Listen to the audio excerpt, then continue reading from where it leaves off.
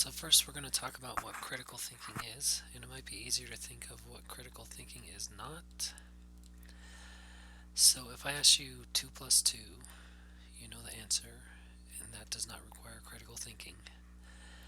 If I ask you what's the process of making RNA from DNA called, you say, oh, that's transcription. That does not require critical thinking. Those are facts that you can recall. For critical thinking, you need a problem where there's not necessarily a correct answer, where you have like experts on both sides of the issue that don't agree. So an example might be abortion or stem cells. We're going to use the stem cells example in this video. But in order to think critically, you need to be able to define the problem and construct and defend reasonable solutions. We probably all know somebody who thinks they're the smartest person in the world, and you can't change their mind about anything. We see that a lot in politics today. We don't want you to be that person. We want you to be able to look at both sides of the issue, understand why different people have their viewpoints, and be able to have rational discussions about things. So, what is ethical thinking? A lot of definitions out there. One is that it's pertaining to or dealing with morals or the principles of morality, pertaining to right and wrong in conduct, being in accordance with the rules or standards for right conduct or practice, especially the standards of a profession. Ethical thinking includes values as a filter to guide us to a choice that is ethical. Alright, on Blackboard, you'll go to Course Content, and you'll see a folder called Critical and Ethical Thinking.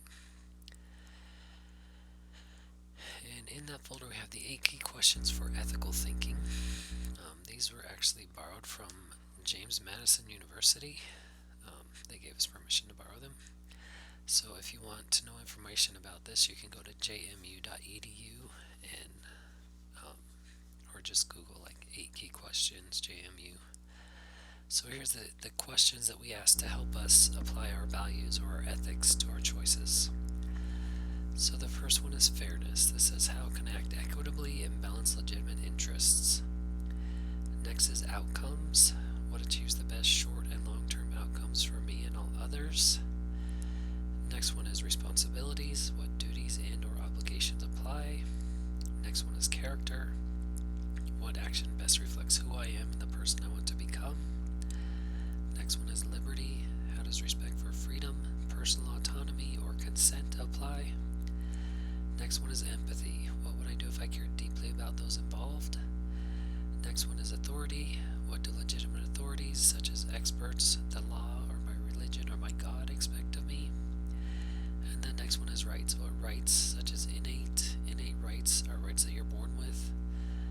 Legal rights depend on the country. In the United States, we have the right to life, liberty, and the pursuit of happiness. And then there are social rights depending on your social structure.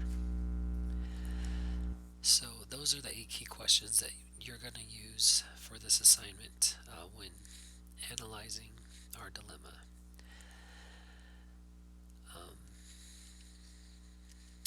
Down towards the bottom, we have the actual description of the paper. So you don't actually have to write a paper. You just need to answer these questions. I would actually prefer if you did not write a paper because it's easier to grade. So these are the questions you're going to answer. So first you're going to explain the ethical dilemma or question and explain why it's a dilemma or issue that must be analyzed. And there's a hint there. The answer is not that it's an ethical dilemma because it has more than one right answer. Why is this specific question one that society must analyze? And I have a minimum 2 paragraphs down there. And at the top it says that a paragraph is defined as 5 to 7 relevant sentences. So if you turn in an assignment with a 1-sentence answer, don't expect a good grade. So there are many dilemmas we could use. I mentioned a couple. Abortion, stem cells. I've had students do assisted suicide, CRISPR, and there will probably be new emerging ones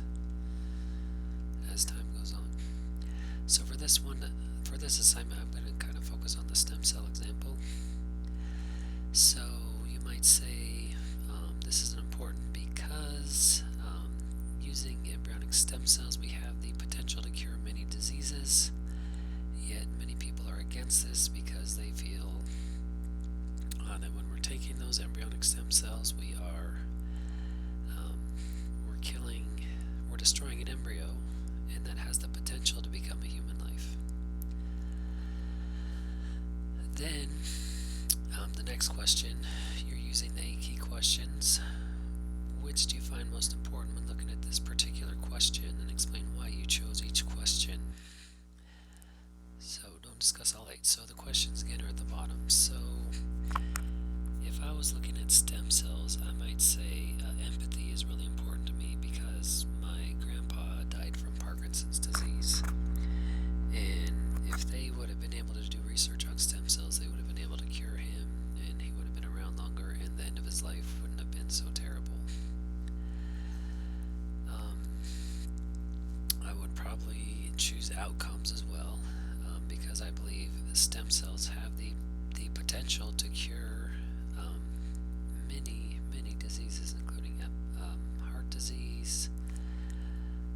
They could have the potential to create new organs for people that have organ failure and are on an organ transplant list. They have almost unlimited potential. And then I think I would say rights. I think we have the right to try to treat, and maybe this goes with the responsibility as well. I think we have the responsibility to try to cure diseases that we can cure. There's no need for people to suffer needlessly. If we can cure a disease, I think we ought to do it. So that's my example for number 2. And then number 3, you're going to discuss your viewpoint on this issue and how your answers to the 8 key questions influence your thoughts. So I would say my viewpoint is yes, we should use embryonic stem cells, and here's my reasons. And I'll show you a worksheet in a minute that will help you with this. So number 3 is discuss your viewpoint on this issue and how your answers to the 8 key questions influenced your thoughts. 4. How has your life experiences influenced the formation of your viewpoint and your answers to the key questions? So I mentioned my grandpa died from Parkinson's disease. That would be a good example of a life experience that influenced my viewpoint. Or maybe somebody was raised in a very strict religious household, and they believe that life starts at conception, and that's what they've been taught all their life, and that's what they believe. Then maybe they're against using embryonic stem cells, because you do have to destroy a potential embryo to get them. Number 5, what factual information supports your viewpoint? So this is where you're going to have to do some research. It says at the top you must use at least 4 of your own references for the assignment, and you should reference in the text and include a works cited page. So I don't care what format you use, as long as I can follow it and I can find your references. So if I was in the pro category, I would look up facts about diseases that could be cured using embryonic stem cells. How much money could be saved? What if we didn't have to spend all this money treating cancer anymore? What if we could cure cancer with embryonic stem cells? You might look at economic benefits. If I was on the no side, I would research maybe guidance from churches, how they would not be happy if we allowed embryonic stem cells to be used. And then with that, I would have different 8 key questions that I think are most important. If I was on the no side, I would be looking at fairness and rights. Like I would say, this embryo has the right to develop. What if that embryo was going to grow up to be the person that cured cancer? Anyway, so 5 is your evidence. Then number 6, which stakeholders support your viewpoint, and how do their answers to the key questions influence their viewpoint? So a stakeholder is anyone that is affected by this decision. So it could be someone with a disease, for example. It could be a stem cell researcher. It could be a doctor that's trying to cure people with these diseases. It could be family members of someone with a disease. And different people are going to think different of the 8 key questions are more important. Then number 7, if your viewpoint was accepted by society, what would be the implications and consequences, both good and bad, for each of the stakeholders in all of society? So one of the big mistakes people make is they say, if my viewpoint was accepted, everything would be great, everything would be fine, there would be no problems. No matter what viewpoint you pick, there's going to be somebody that's unhappy. So make sure you put the good and bad of your viewpoint. So with stem cells, people might use it to create a clone army. I mean, it happened in Star Wars. Could happen in real life. Okay, then number 8, describe viewpoints on the issue that differs from yours. So this is maybe the most important one. I said we want you to be able to look at both sides of an issue and understand different people's viewpoints and be able to talk to people and understand them. So you're going to explain the facts, the stakeholders, and their responses to the key questions that support opposing viewpoints. Then discuss the implications and consequences of each of the different viewpoints were accepted by society. So this, you're basically answering 5, 6, and 7, but you're answering it for the opposite viewpoint. So you don't have to go into as much detail, but you're answering those questions again for the opposite viewpoint. So let me show you the worksheets. These are on here as a PDF or a Word document, so you can print them or not print them, it's up to you. So up here on the top, I'm going to put what is my ethical question. So for this example, I'm doing should we use embryonic stem cells? And your ethical question might be different. So one viewpoint is going to be yes, one viewpoint is going to be no. Shades of gray are going to be things that make me kind of undecided or unsure. And then, so say I put yes over here. So I'm going to say we could cure Parkinson's disease. I'm going to write that right on this line. And if I think it's more important, I'll put it closer over here. If it's not as important, I'll put it more towards the middle. So on the no side, I might put clone armies, because I don't think that's too realistic, but it's a potential. I mean, it happened on The Simpsons. And then down here, so I'm going to do my research and find out as much as I can about this topic, and I'm going to put different things on here, like maybe diseases that it can cure, what's good about it, what's bad about it, and then I'm going to come up with my viewpoint. And then on the second page, we have relevant facts. So let me go back to the first page. So this is kind of going to tell me my answer to question 1 on the assignment, and then down here this will be my answer to number 3 on the assignment. Then my facts, I'm going to put facts here. That's going to be my answer to question 5. There's also space here for questions that remain. Then down here I'm going to put different stakeholders. So again, these are people or entities affected by this decision. So it could be maybe a pharmaceutical company that's working on medicines. Well, the pharmaceutical companies are investing in embryonic stem cell technology also. So each stakeholder is going to have different values and concerns, and they're going to have different of those 8 key questions that are given priority. So that's going to be your answer to number 6. So if you'll start out doing these worksheets, that will help you to organize your thoughts, and then you can do a better job answering the questions.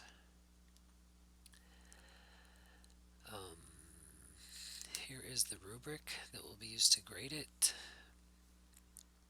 So different rows and columns. And I put the question number in parentheses here. So for question number 1, this is the row I'm going to use to grade it. We expect you to get up to proficient. This rubric was designed for a 4-year school. So by the time you graduate college, you should be able to get up to a 4. Um, right now, if you get up to a 3, you're going to get full credit, and if you do better than that, you might earn some bonus points on this assignment. So you can see number 2 is going to use this row down here. Number 3 is going to use this row. 4 is going to use this row. 5 and 8 are going to use this row. 6 uses this row also. 7 uses this row, and 8 uses kind of both of these rows. So that's how it's going to be graded. I'll give you an assignment where you're actually going to grade some others, and that will help you to see what a good paper is or a bad paper, and what's hard to grade and what's easy to grade, and that will help you do better on your assignment.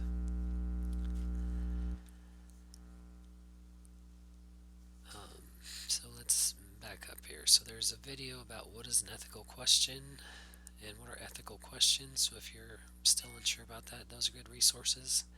Then you have an assignment called What Type of Question Am I? That just helps you to see what's an ethical question. Then we have this pandemic flu scenario, which is going to help you to get thinking about this topic.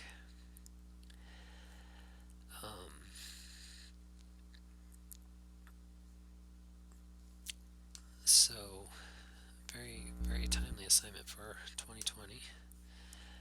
There's a pandemic flu going through, and it is very deadly. It's killing everybody. It's not like COVID-19. It's killing everybody, and if you don't get the vaccine, you're most likely going to die.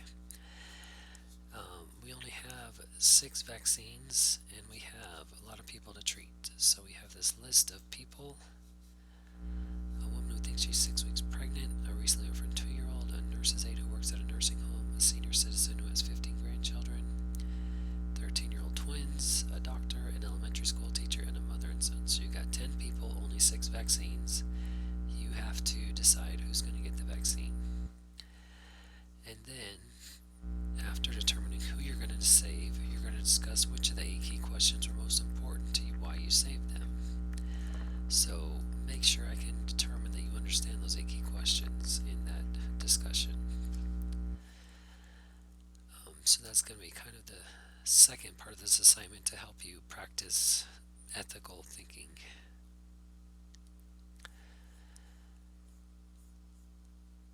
Okay, and you'll submit that here. So again, you're going to start with the what type of question am I assignment, then you're going to do the pandemic flu scenario, then print these worksheets. Fill in these worksheets as you research the topic.